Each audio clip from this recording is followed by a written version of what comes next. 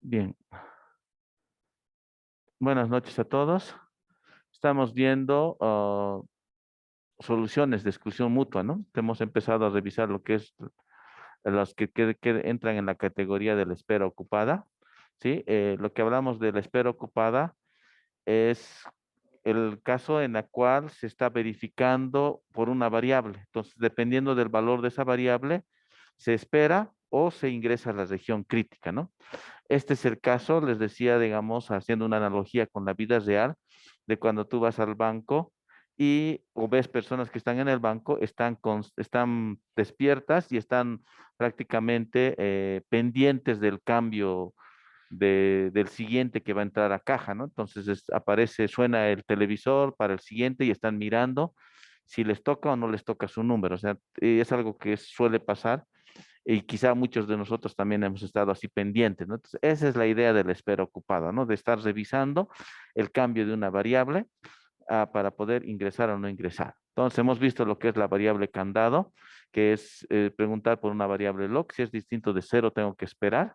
Y si es igual a cero, entonces coloco el lock igual a uno, ingreso a la región crítica y después tengo que marcar en cero, ¿no? Hemos visto ese ejemplo en el código. Después hablamos de la alternancia estricta, ¿ya? En el caso de la variable candado, no es del todo efectiva, ¿no? Como hemos podido verificar en las corridas, algunas corridas no funcionan del todo correcto, ¿sí? Hemos revisado que en el caso de la variable candado, a, a veces el resultado es incorrecto, ¿no? ¿Ya? Y puede ser posible eso porque al final el log también es una variable global, así que está sujeto a que pueda ser, tener el problema de concurrencia, ¿no? Al final, a ambos procesos, que en este caso que estamos haciendo ejemplos con hilos, los dos hilos acceden a la variable log que hacen cambio en la variable log, ¿no? ¿Ya? El otro ejemplo que vimos era el de la alternancia estricta, ¿sí? Que básicamente lo que hace es, o de alguna forma, obliga a que, que la ejecución de los hilos sea en forma intercalada, ¿no? Uno proceso, el siguiente, el otro proceso. Y así, ¿no? De ahí su nombre de alternancia estricta. Esta solución, por lo menos en los ejemplos que hemos ido haciendo, garantiza la exclusión mutua, ¿no? Entonces, el resultado final es el esperado, ¿no? Este vamos a revisar aquí.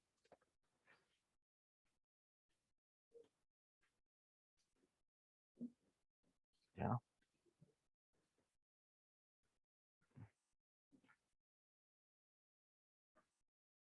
Vamos a revisar el código.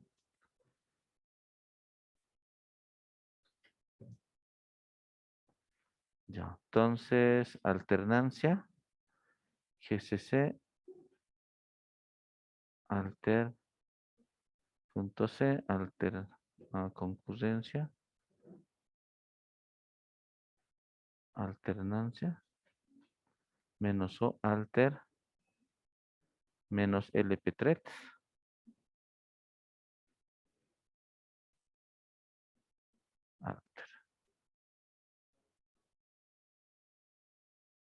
¿Ya? Para el ejemplo este de la alternancia, hemos cambiado la función, ¿no? Son una función incrementar que incrementa un número n de veces y la decrementar que la misma cantidad de veces decrementa.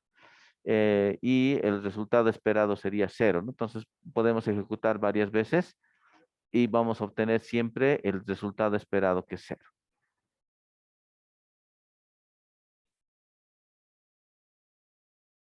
¿Ya? Entonces vamos a editar aquí concurrencia, alternancia. Es este, ¿no? Entonces, aquí pregunta, usa una variable que se llama turno y pregunta si el turno, bueno, podríamos pensar que el cero es el proceso uno y el uno el proceso 2, ¿no? Entonces pregunta si el turno es del otro proceso, entonces tengo que esperar, ¿no? Y después de esperar, lo que hago es llamar a entrar a la región crítica y después cambiar el turno, ¿sí? Entonces noten que aquí está el cambio, ¿no? Con relación a la variable candado. En la variable candado, aquí antes de ingresar a la región crítica, hago un cambio a la variable. Es como si agarrara la variable turno y aquí le cambiara el turno. En cambio, en este caso, pregunta si el turno está siendo usado por el otro proceso. Si está siendo usado por el otro proceso, entonces espero, ¿ya? ¿Sí? Entonces, este, por ejemplo, va a ser, vamos a asumir que este es el proceso, es el turno, bueno, lo podemos interpretar de esta manera, ¿no? Turno distinto de cero sería que no me corresponde a mí, yo soy el proceso cero, no está usando el otro proceso, tengo que esperar.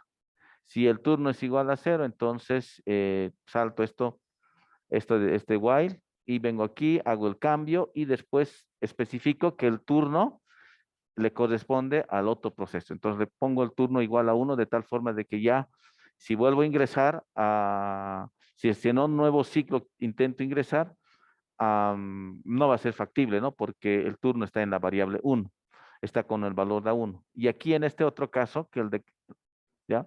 Pregunta, ¿no? Por turno que sea distinto de 1. Si es distinto de 1, es decir, el otro proceso está en turno, tengo que esperar. Y una vez que el otro turno ha hecho el cambio, entonces ingreso a la región crítica y, y pongo el turno, señalo que el turno va a ser del siguiente proceso, ¿no? Es como las fichitas que te dan en el banco, ¿no? Que te dan un número, entonces que de alguna forma indica que es tu turno, ¿sí? Entonces, eso es lo que hace, ¿no? Y esto garantiza, ¿no? Después bueno, hemos descomentado estos comentarios, ¿no? Que es de los print para poder ver y hemos visto que realmente es proceso 1, proceso 2, proceso 1, entonces prácticamente intercalado y garantiza la exclusión mutua, ¿no? Otro detalle también es, noten que ambos hilos están dentro de un ciclo I, ¿no? Dentro de un ciclo, ambos funciones. Entonces, y por un hilo está corriendo el, la función de incrementar y por el otro hilo la función decrementar, ¿no? ¿Sí? Y es lo que les decía, ¿no? Cuando estamos usando hilos, lo que estamos haciendo es separar, o sea, mi programa completo y lo que hago es una función, lo separo de la otra función, o puede ser una misma función, pero con parámetros diferentes. Entonces, lo que hago es que se ejecute de forma separada dos fragmentos de código que específicamente son funciones o procedimientos y al hacerlos correr de forma separada, puedo hacer posible de que en algún momento crear esa condición de carrera, ¿no? Eso de querer acceder a un recurso compartido y hacer un pseudo paralelismo, ¿no? En la ejecución, ¿ya? Después también recordar que en código, una variable global es los candidatos a hacer la región crítica, ¿sí? ¿Por qué? Porque por concepto, una variable global por ámbito, su ámbito de una variable global es todo el programa.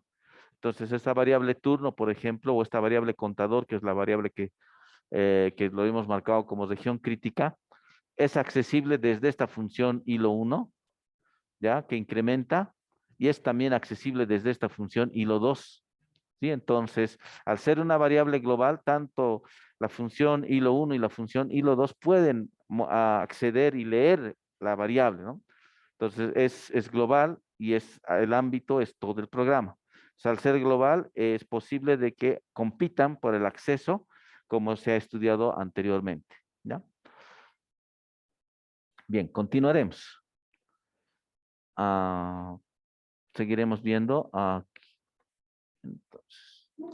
Entonces, esa es la alternancia estricta, ¿sí? Y si lo ponemos en paralelo, uno de los procesos pregunta, mientras el turno sea del otro proceso, espera, ingresa a la región crítica y le da el paso al otro proceso y el otro proceso hace lo mismo, ¿no?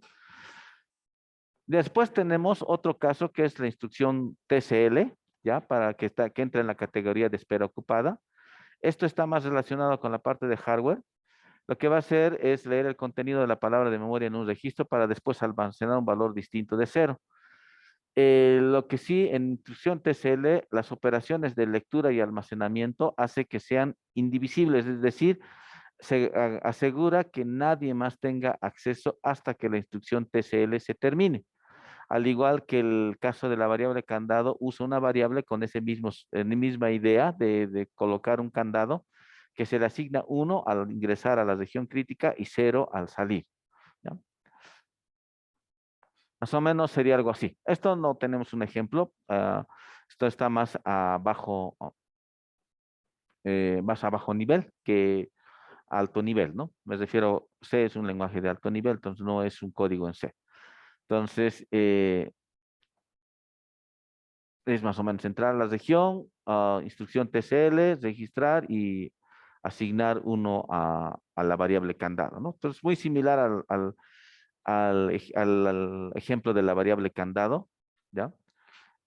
Y la salir de la región es colocar en 0, ¿ya? La diferencia aquí con relación a esta solución de aquí, ¿no? Esto de aquí, igual aquí está haciendo, ¿no? Agrega, le pone 1 a la variable lock, a la variable candado, ingresa a la región crítica y después le pone 0, ¿sí? Aquí está haciendo lo mismo, ¿sí? Está en región crítica es asignar a 1 a la variable candado y salir de la región crítica es ponerlo en 0. La diferencia está de que esta instrucción garantiza de que nadie más acceda a la variable lock, ¿sí? Entonces, el proceso que está, que le consigue leer en la variable lock, bloquea totalmente a otro proceso, ¿no? ¿Sí? En este otro caso de aquí, en este caso de aquí, se podría dar el caso de que los dos procesos consigan leer el valor de la variable lock. O sea, me refiero que si es lock igual a 0, ambos procesos logren leer lock igual a 0. Como es lock igual a 0, no van a esperar y van a ponerle a 1 y van a ingresar a la región crítica, ¿no? Entonces, se puede dar ese caso, porque como es global, pueden leer, ¿no? Entonces, no hay nada que, digamos, garantice que el otro proceso no tenga acceso. En cambio, aquí, sí, la instrucción TCD va a garantizar de que nadie más tenga acceso a la variable lock hasta que se libere, ¿ya? Esa es la instrucción TCL, ¿no? Esto es como esas casetitas azules que ponen en las ferias, ¿no? ¿Sí? Entonces, tú entras, mueves la perilla, le pones lock, ¿no? Entonces, nadie más ingresa, ¿sí? Nadie más puede. Y todos al final lo que van a leer te garantiza, ¿no? Que aparte de que al momento de cerrar la puerta, está poniendo el letrero por el candado, ¿no? Para que nadie más abra la puerta. Entonces, mientras tú estés adentro y termines, nadie más puede ingresar, ¿no? Hasta que tú liberes y abras y salgas, ¿no? Entonces, esa es la idea de la instrucción TCL. Bueno, después tenemos este otro que es el algoritmo de Peterson, que es similar al de alternancia estricta.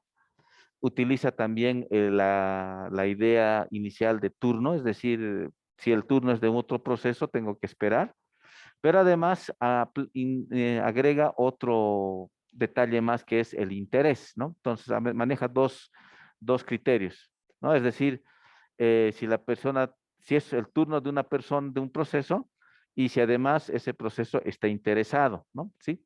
Es como, es un caso poco común ver, digamos, en un escenario de un banco, por ejemplo. Es decir, se les asigna a todos un ticket, ¿no? Entonces tienen el número 40, otros 41, 42.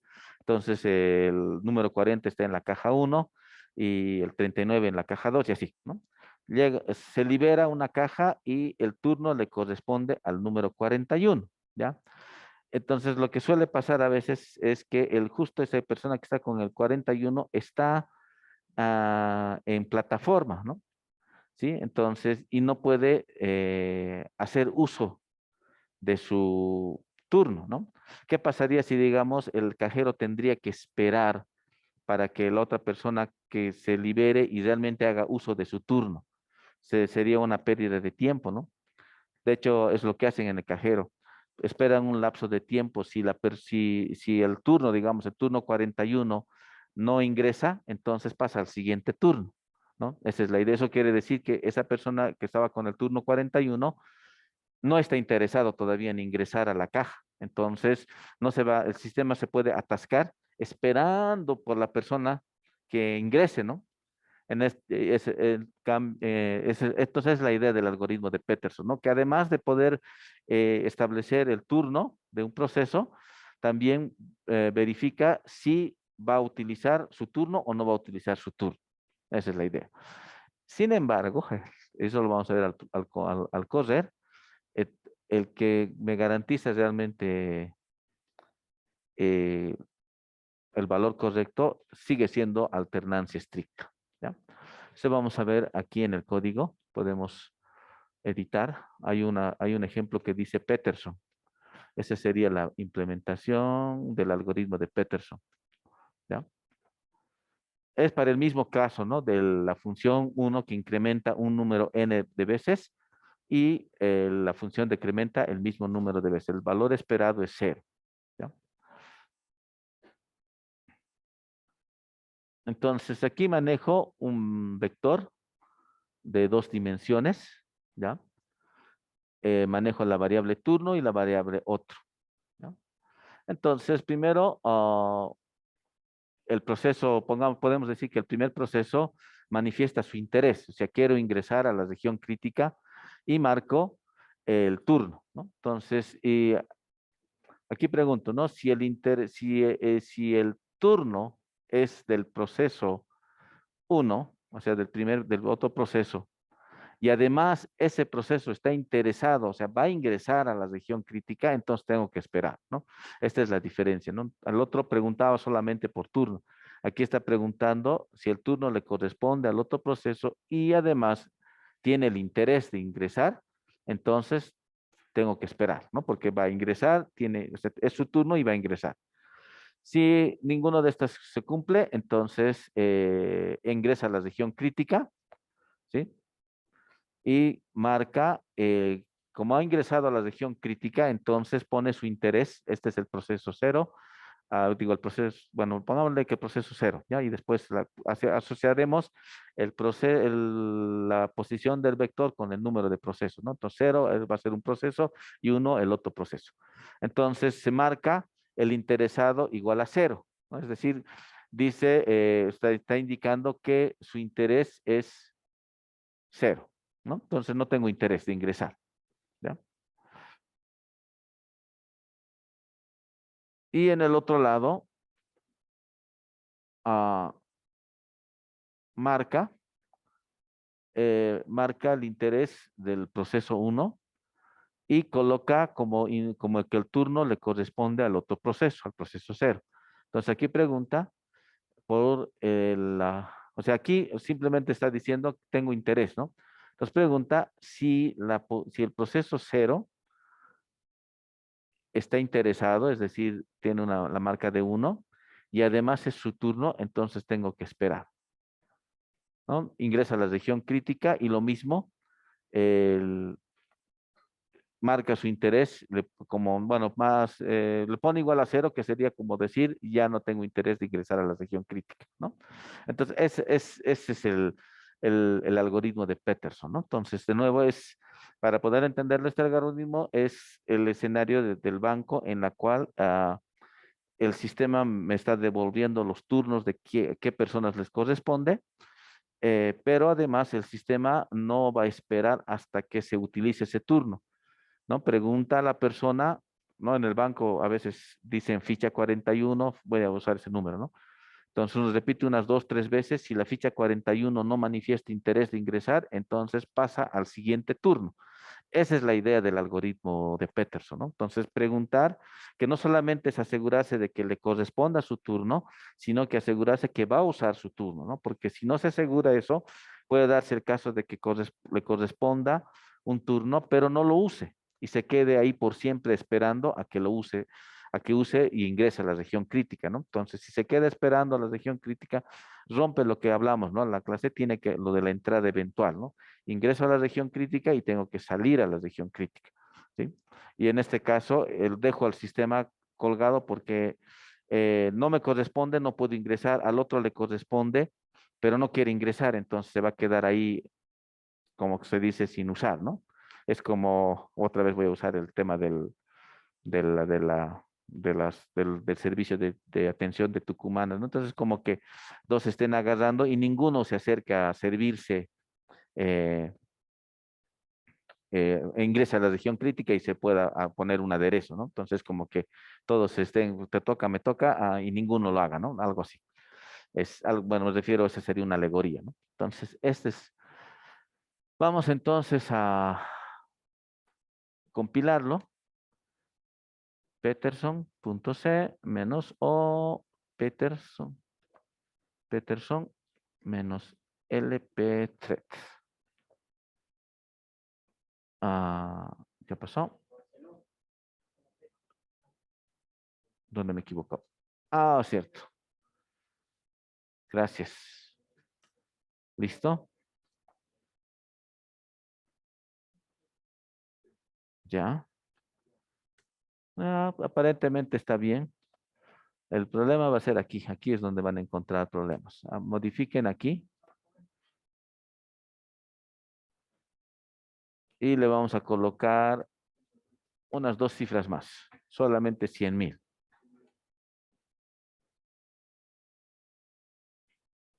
Aquí le vamos a llamar Peterson 1. O sea, hagan esa modificación, ¿no? Coloquen un valor superior está con 1000, pónganle una cifra superior y vamos a ver qué pasa, ¿sí? Entonces, con 100,000 hacemos correr varias veces, tenemos el resultado esperado. No ha habido mayor cambio, ¿ya? Ahora vamos a volver a modificar y le vamos a aumentar un par de cifras más. 100,000 le colocaremos dos ceros más. Corremos y bueno, van a ver que se estanca, ¿no? Entonces, este algoritmo, bueno, con las pruebas, tiene más o menos un límite de hasta 1,000,000 más o menos, ¿no? No más de eso, ah, no es del todo efectivo, ¿no? En cambio, en el otro, el de alternancia estricta, realmente sí me garantiza, ¿no? Ya, entonces, probaremos estos dos, estos con estos cambios, ¿ya? Vamos a colocar pausa, ¿ya? Y voy a ver aquí internamente cómo les está yendo a sus compañeros. Entonces han hecho algunas pruebas aumentando, incrementando el valor del ciclo y viendo el comportamiento de cada algoritmo, ¿no? Continuaremos. Ya, entonces, bien, seguiremos. ¿Cuál es el problema de la espera ocupada? El problema que tiene, o tal vez mejor diríamos la desventaja, es el desperdicio de tiempo de CPU, ¿sí? Entonces, el hecho de estar verificando por el cambio de una variable, está haciendo uso de CPU, ¿no? ¿Sí? No es que no está haciendo uso. De hecho, cuando hemos hecho el ejemplo cuando hemos hecho los ejemplitos de fork y hemos puesto un while, vieron, ¿no? Cómo se incrementaba el tiempo de ejecución, ¿no? Entonces, o sea, ese while sí está, aunque sea mínimo, pero está haciendo uso de recursos. Y en todas estas soluciones de espera ocupada estamos haciendo un while, ¿no? While, esta variable tiene esta condición, tengo que esperar, ¿no? ¿Sí? Ahora, una alternativa a esto de la espera ocupada está lo que se conoce como sleep y wake up, ¿ya? ¿sí? Que es decir, hacer una llamada al sistema que bloquee un proceso hasta que el otro lo despierte.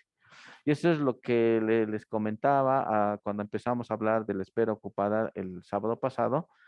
Es el escenario que también lo podemos ver en la vida real, ¿no?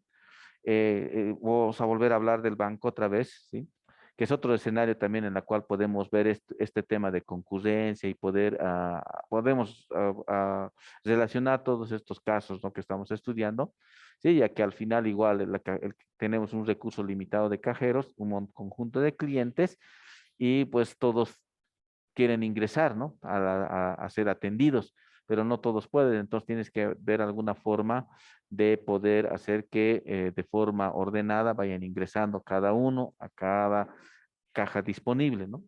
Y el banco utiliza el sistema de turnos, ¿no? Y además el sistema de que dijimos hace un momento, ¿no? De que la persona use su turno, ¿no?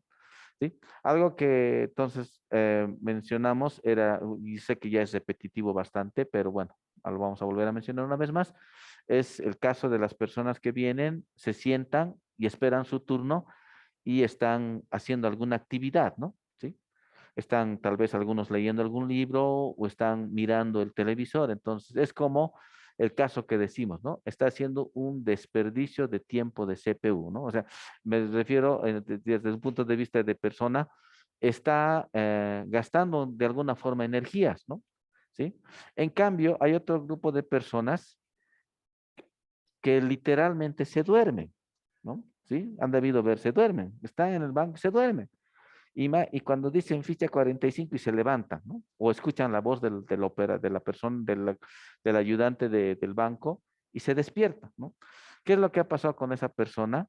Literalmente no está haciendo desperdicio de tiempo de CPU, no está haciendo un ciclo while, ¿no? No está gastando, no está consumiendo. Simplemente él es como que si se hubiera apagado, se hubiera puesto un interruptor de off, turn off y listo, está, ¿no? ¿Sí? Y ha vuelto otra vez a estar activo cuando alguien le hizo despertar, ¿no? Y esa es la idea, digamos, de esto, de una alternativa a la espera ocupada. Utilizar llamadas que literalmente bloqueen el proceso hasta que otro proceso lo despierte, ¿sí? Esa es la idea. Y para eso vamos a empezar a estudiar lo que son los semáforos, ¿ya? Si acaso, este es el caso, digamos, de utilizar una palabra que dependiendo del área tiene otra definición, ¿no? Si hablamos de semáforos, no es el semáforo que tenemos en la calle, ¿no? En este caso estamos hablando de una solución de sleep wake up para poder hacer control de concurrencia, ¿ya? ¿Cuál es la idea de los semáforos? Es usar una variable que va a controlar el acceso a los recursos compartidos, me va a ayudar a sincronizar el uso de estos recursos compartidos y tiene una característica, va a contar el número de recursos aún disponibles en el sistema, ¿ya? Otra característica de semáforos es que está orientado no solamente, digamos, a colocar como en el caso de la idea de variable candado, por ejemplo, es buena idea, ¿no?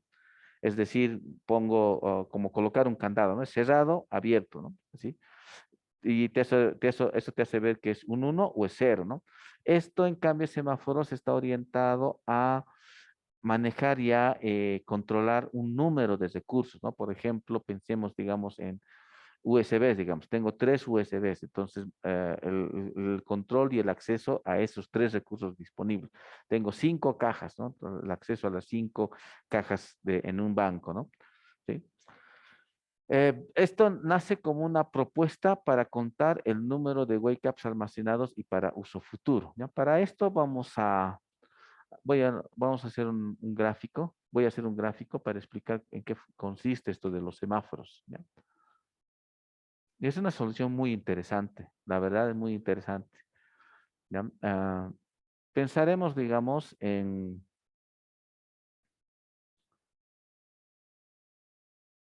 pensaría que hemos hablado de banco, pensaremos en cajeros, ¿ya? Entonces, asumiremos que tengo un banco en el que tengo, vamos a venir aquí, ¿ya? Se va a usar una variable semáforo, ¿ya? S que va a empezar en el número de recursos que tengo, ¿sí? Entonces, asumiremos que tengo, por decirles, 5 cajas, ¿no? 5 cajeros, ¿no? ¿Ya? ¿Sí? Entonces, asumiremos que tengo esto. S igual a 5. Entonces, vamos a venir aquí, vamos a hacer aquí, ya, voy a hacer aquí, entonces, S igual a 5. Ya no entiendo por qué lo está haciendo muy grueso esto. Voy a ver si puedo.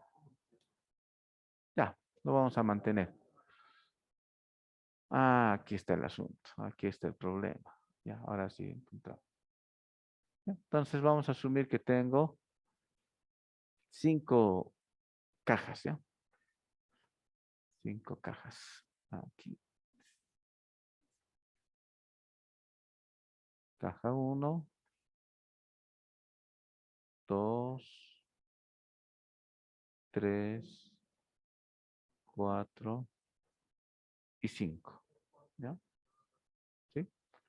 Entonces, voy a tener aquí, bueno, las personas los vamos a asociar con proceso, le voy a llamar P. A ver cómo lo hacemos esto. Ya, lo voy a hacer así aquí abajo. Aquí.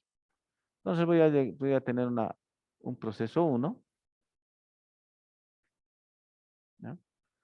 Una persona 1 que ingresa, ¿ya? ¿Sí? Entonces, me verifico, ¿no? La cantidad de recursos. El S me está indicando que tengo 5 recursos disponibles, 5 cajeros, ¿ya?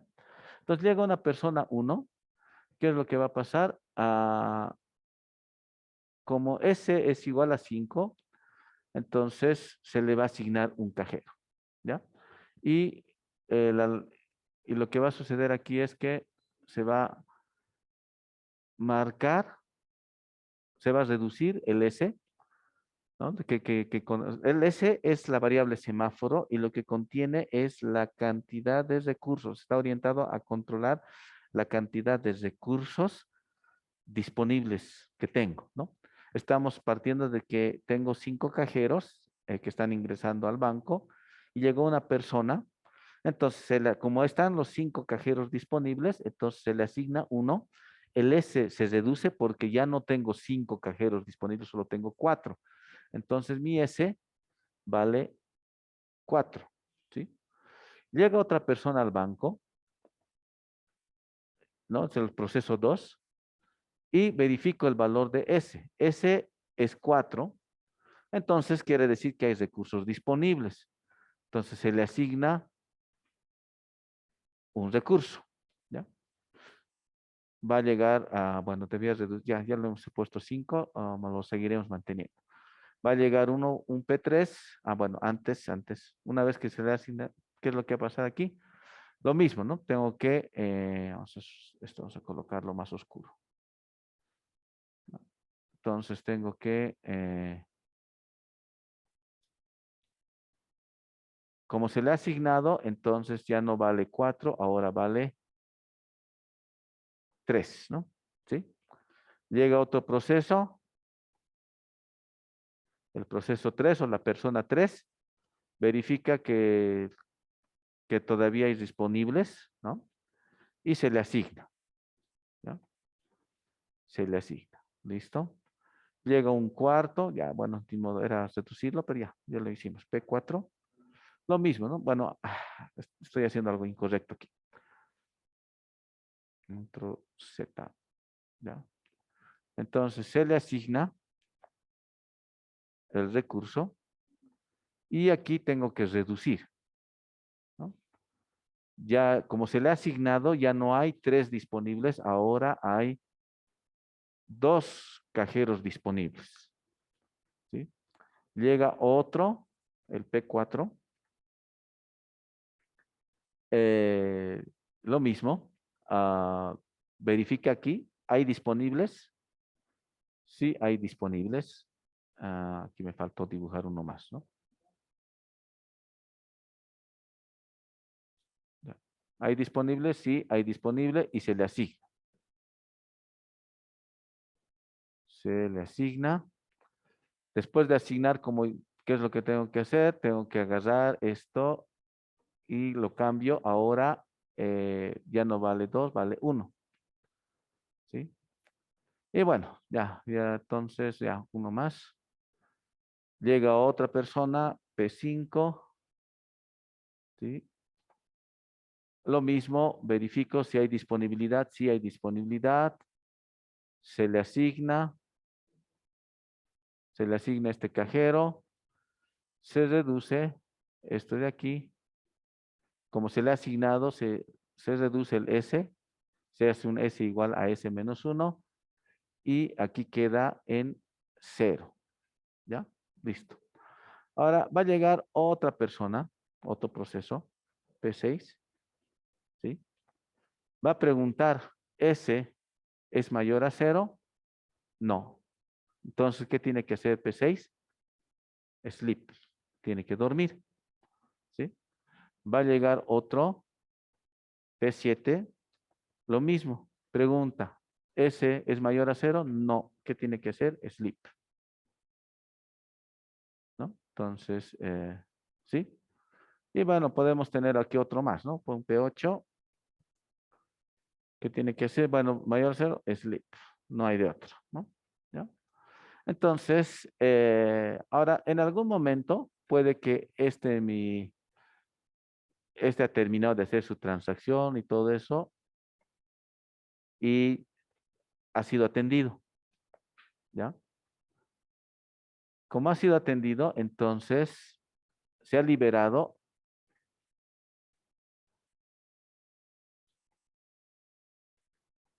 Se tiene que incrementar. Entonces, ese vale 1. Entonces, hay uno disponible, ¿ya? Entonces, lo que va a pasar es que se le tiene que despertar a uno de estos procesos. En este caso, le vamos a mandar a este y le vamos a asignar, ¿ya? Entonces, este le decimos wake up. Wake up. Es una forma de decir, ¿no? Despertar. Entonces, wake up se le asigna y otra vez, como se le ha asignado, otra vez esto pasa a 0, ¿no? ¿Sí? Pasa el tiempo y este proceso termina de hacer sus operaciones, sus transacciones en el banco y libera el cajero. Como lo libera, lo incrementa esto a 1, ¿ya? ¿Sí? Como esto ya hay un recurso disponible y tengo procesos que están durmiendo, entonces a este proceso le vamos a decir despertar, wake up,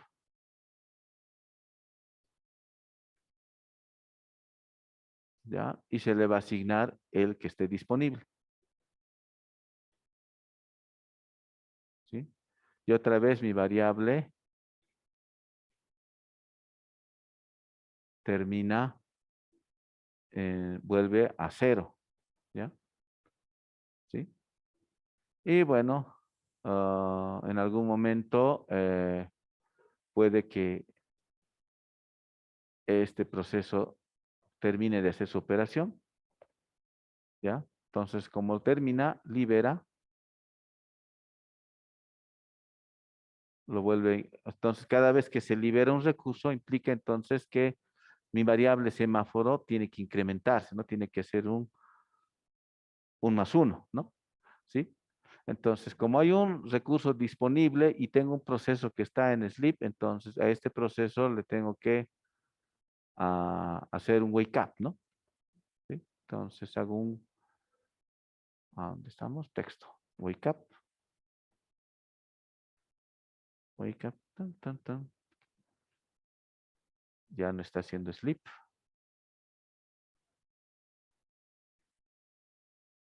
Se le va a asignar el proceso que se ha liberado. O sea, se le asigna la caja que está libre, ¿no? ¿Sí? Entonces, y en algún momento, y como se le ha asignado, esto entonces tiene que actualizarse, ¿no? La variable semáforo.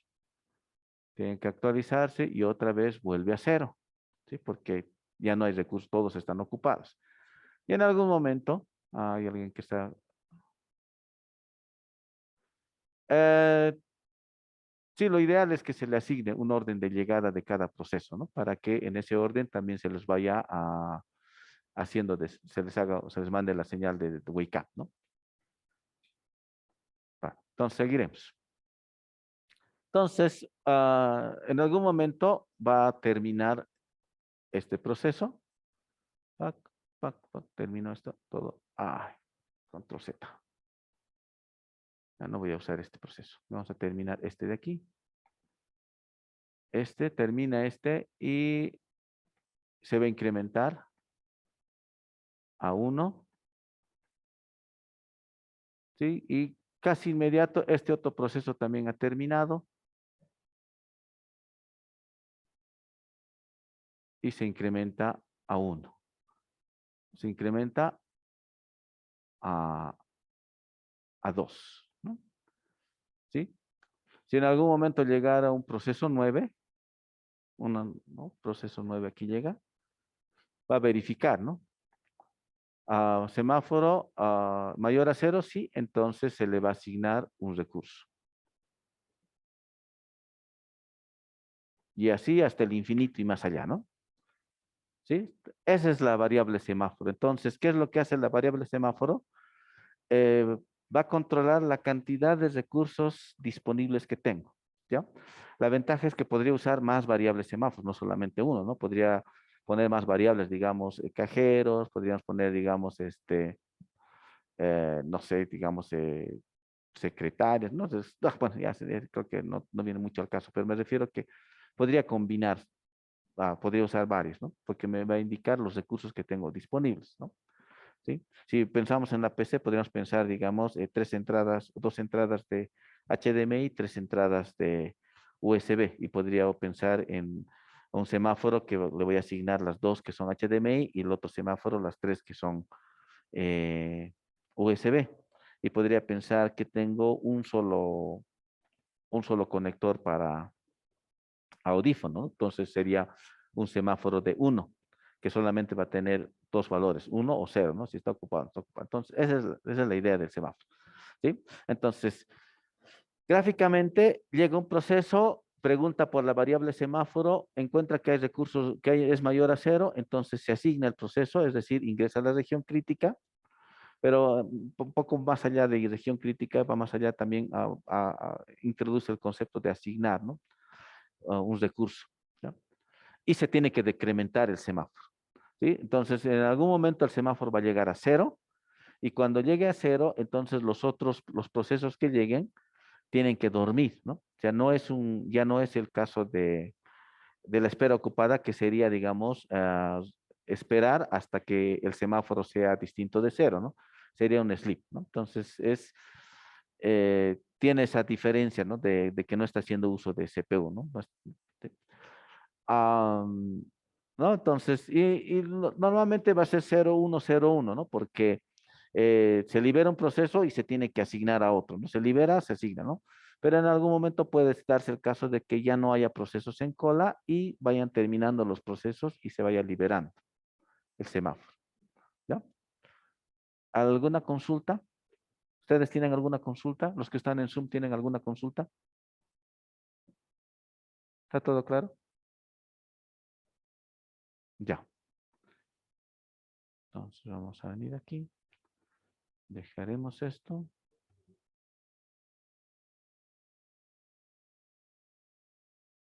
Pensé que no estaba grabando. Más bien. Más bien sí estamos grabando.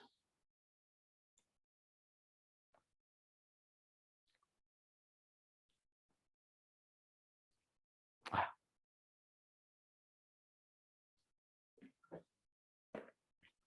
y respondiendo también a la pregunta, ¿no? O sea, bueno, viendo un poco de manera gráfica, tendríamos que asignarle, ¿no? Es lo más práctico, ¿no? Llega un proceso y según va llegando, se le va, el primero que llega se le va a ir despertando, ¿no? Según su llegada. Bien, continuaremos. Bueno, voy a proceder a borrar este gráfico. ¿Sí? ¿Puedo borrar? ¿Sí? ¿Lo borró? Ya.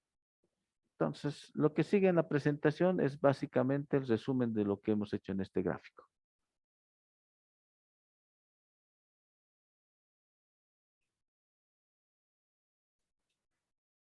¿Ya? Entonces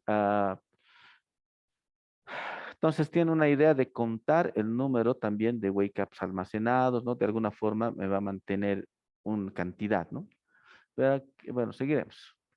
Entonces, si semáforo es igual a cero, si la variable semáforo es igual a cero, entonces quiere decir que no hay recursos disponibles, ¿ya? Y no hay, o sea, no hay que asignar, ¿sí? Eso es básicamente, ¿no? Y si semáforo es mayor a cero, entonces quiere decir que hay un recurso libre y probablemente existe uno o más wake ups, o sea, me refiero a procesos que pues, se podrían tendirse a procesos para despertar, ¿no? ¿Sí? Bueno, entonces Dijkstra propone dos operaciones sobre semáforo. Dijkstra, bueno, es uno de sus estudiosos de ciencias de la computación y le puso dos operaciones, down y up, ¿no?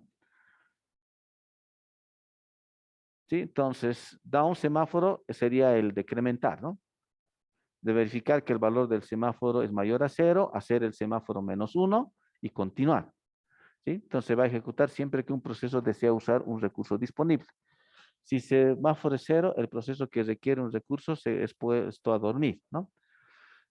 También es conocido como wait, ¿ya? Y el otro sería el up, ¿no? Que era lo que dijimos, el incrementar, ¿no? ¿Ya? Al final, puedes llamarle down, up, o puedes llamarle incrementar o decrementar. Lo que no va a cambiar es la idea, ¿no? De que mi semáforo va a empezar, podría empezar en cero o podría empezar en el total, ¿no? Pero la idea base de semáforo es que que me controle la cantidad de recursos que tengo disponibles. El ejemplo que hoy hemos dicho 5 cajas, 5 cajeros. Entonces, el semáforo empieza en 5. Y según vayan procesos ingresando y asignándose cada recurso, entonces el semáforo tiene que hacer un down, hacer un decremento. Y cada vez que se libera un recurso, tiene que hacer un up, ¿no? Un incremento del semáforo, ¿no? Y bueno, por detrás están las operaciones de wake up, ¿no? Si hay procesos por despertar, porque hay procesos que están esperando, entonces hay que hacerles despertar y asignarles, ¿no? ¿Qué más? Estas operaciones son atómicas, ¿no? Entonces, aquí, digamos, la variable semáforo no va a ser una variable global definida como hemos hecho en las soluciones de espera ocupada que hemos definido, ¿no?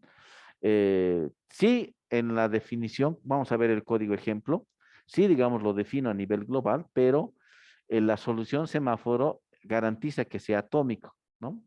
Una vez que el semáforo inicia, ningún proceso puede acceder al semáforo hasta que la operación sea completada, ¿no? O bloqueada, ¿sí? Entonces, usar semáforos me garantiza de que el semáforo, digamos, si empezó en 5, si alguien accedió al semáforo, entonces ningún otro proceso accede hasta que se le asigne el recurso, hagamos la operacioncita de hacer el down y, y recién el otro proceso puede ver realmente el valor real del semáforo, ¿no? ¿Sí? No se puede dar el caso de que dos procesos lean S igual a 5. No se va a dar ese caso. Se garantiza de que sea operación atómica, indivisible, es decir, si se leyó el S igual a 4, por ejemplo, entonces nadie más tiene acceso, se, se les reduce el semáforo y se garantiza que realmente el valor de la variable S representa la cantidad de recursos que tengo disponibles, ¿no? Otra de las características es que el sistema operativo va a deshabilitar las interrupciones mientras se está testeando el semáforo. Esto hace referencia básicamente a que ningún otro proceso va a tener acceso, ¿no? Entonces, se va a bloquear completamente. Bueno, el caso de que hubiera múltiples CPUs, cada semáforo va a ser protegido por una variable lock como la instrucción TCL, ¿no? Esto es más teoría. Y bueno, yendo un poco de tipos de semáforo, tenemos dos tipos, el semáforo general, que es el ejemplo que hemos usado, y el semáforo binario o también llamado mutex, ¿no? Que sería solamente un valor 1 o un valor 0, nada más, 1 o 0, solo eso, ¿ya? Entonces, el semáforo general también se los conoce como semáforos contadores, ¿no?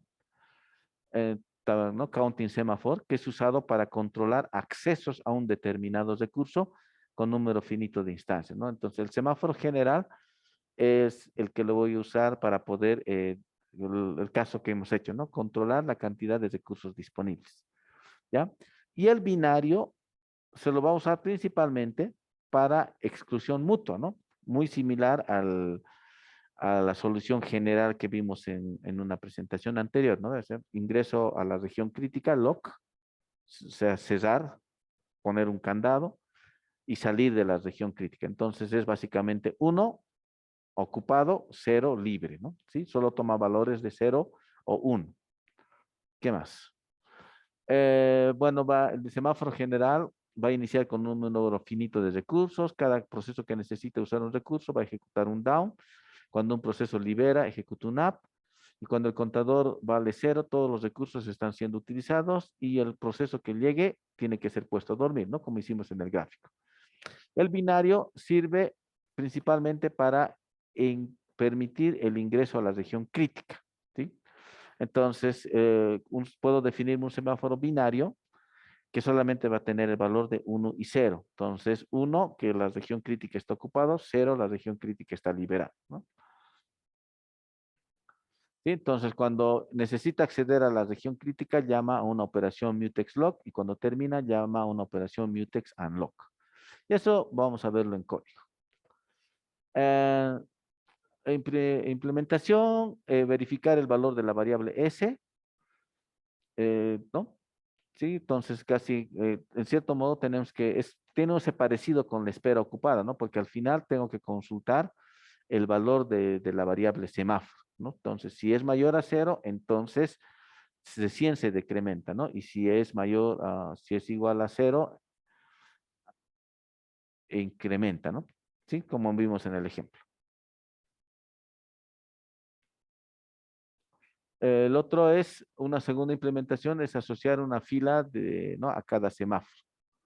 ¿Sí? Es el caso que hicimos también, ¿no? Entonces hemos puesto en una fila los procesos, ¿sí? Y voy tomando la cola, o sea, pues voy a hacer como una cola de procesos y según va llegando se le va a ir asignando y también se va a ir decrementando el semáforo.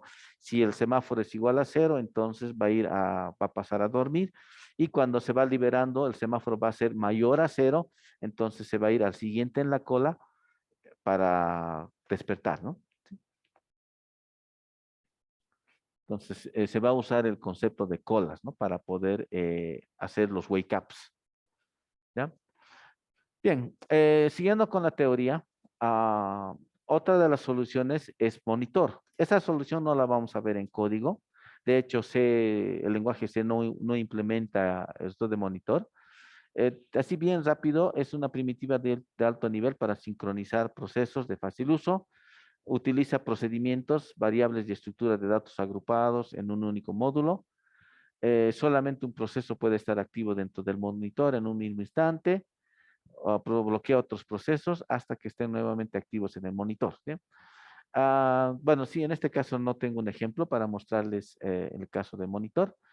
Uno de los lenguajes que implementaba esto de monitores era el lenguaje Pascal, que bueno, posiblemente muchos de ustedes nunca lo escucharon. Y si tienes algún, y, bueno, y posiblemente sí, los que son ya mayores, me refiero a personas que estudiaron la carrera años atrás, muy posiblemente sí hayan escuchado porque antes, digamos, del Java, el lenguaje que se utilizaba en la universidad para programación era Pascal, ¿sí? Entonces, sí, Pascal tenía la implementación de monitor.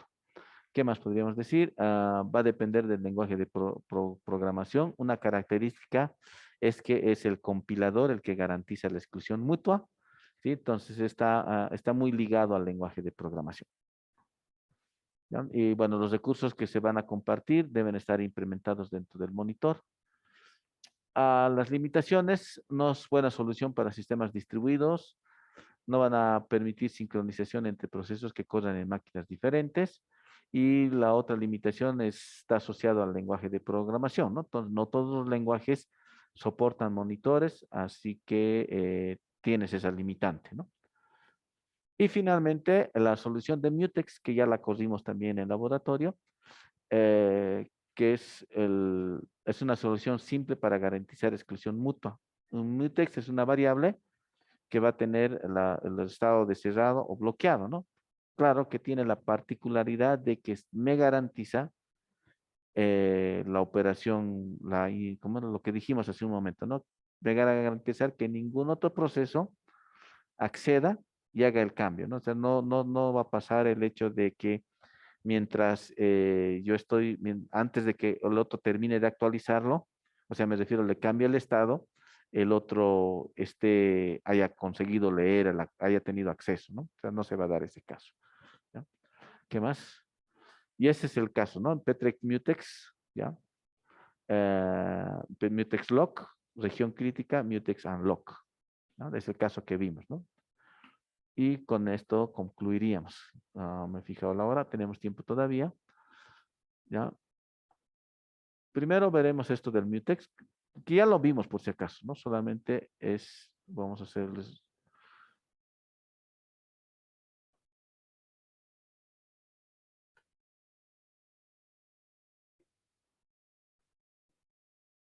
¿qué sería esto, no? Concurrencia, punto C. Este de aquí, ¿no? Que la anterior clase lo han descomentado, ¿no? Entonces, se define una variable mutex, ¿sí?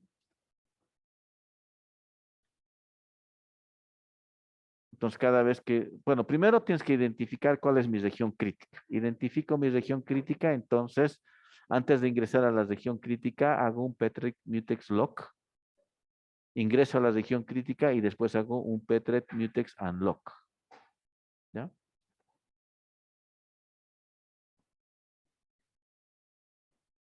Y aquí, por ejemplo, hemos probado con 20 millones, ¿no? No, 200 millones y me garantiza el valor. ¿Ya? Vamos a venir aquí, concurrencia 2.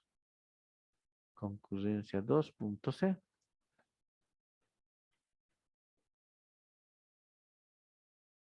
No, aquí no tiene. Ya. Bien. Para terminar la clase de hoy, vamos a revisar este código, el semáforo, ¿ya? Entonces es muy similar al mutex lock, ¿no? O sea, te digo send wait para hacer el down y el send post para hacer el up, ¿ya? Entonces, este sería send wait. Y entonces defino una variable semáforo, semT, ¿ya?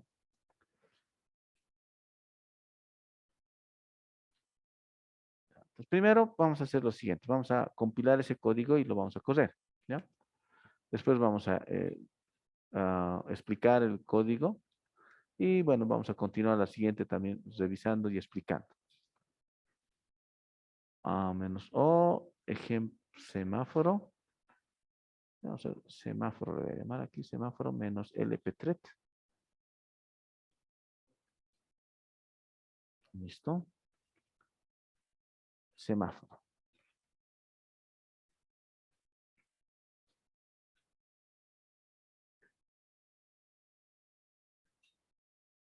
Entonces, este es para el ejemplo que hemos hecho del incrementar y decrementar, ¿ya? Me está garantizando que el valor sea el correcto. Volveremos a editarlo y le pondremos el ciclo, le aumentaremos un 0 más. 0, ¿sí? Aumentenle un cero más. Va a tardar un poco más, pero me va a garantizar que el resultado sea correcto, ¿no? Vamos a ver, ¿no? Por ahí tal vez se cuelga, pero no, no creo. Semáforo y es una implementación que me garantiza la exclusión mutua, ¿no? Creo que hay una pregunta mientras vamos a revisar.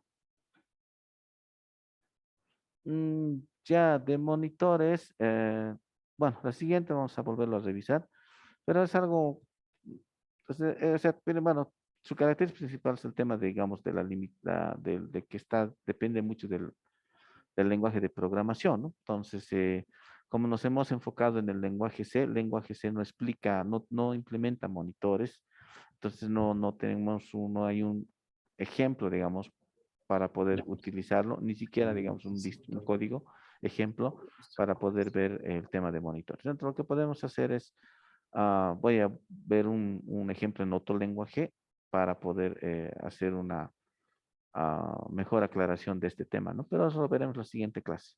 Sí, por favor, Beina. Ya está, terminó. Ya. Entonces, esta solución de, de semáforo me garantiza, ¿no? ¿Sí? Lo hemos incrementado, ¿sí? En el caso, por ejemplo, de los otros casos, otros algoritmos, para unos números pequeños ha funcionado sin problemas, pero si le ponemos un número grande ya no termina, ¿no? O sea, se cuelga. Entonces, en cambio, con semáforos, sí me garantiza, ¿no? Bien, ¿qué más? Veremos el código rápidamente. Aforo 1. Semáforo.c.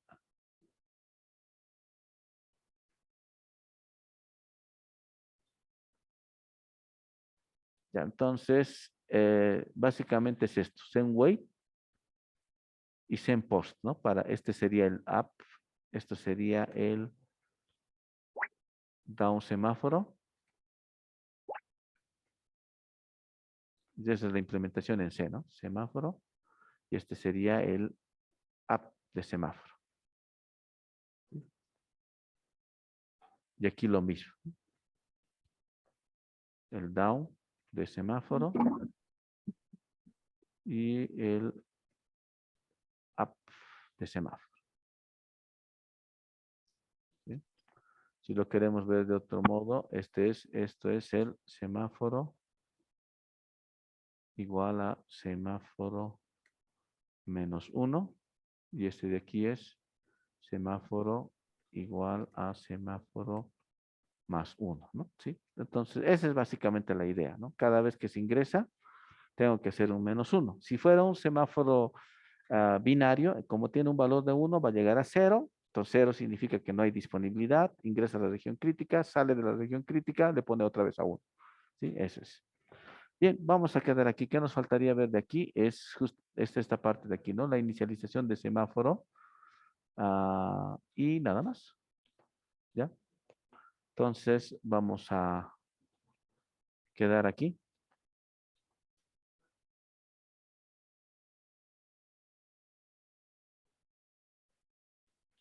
Ya, voy a dejar de compartir.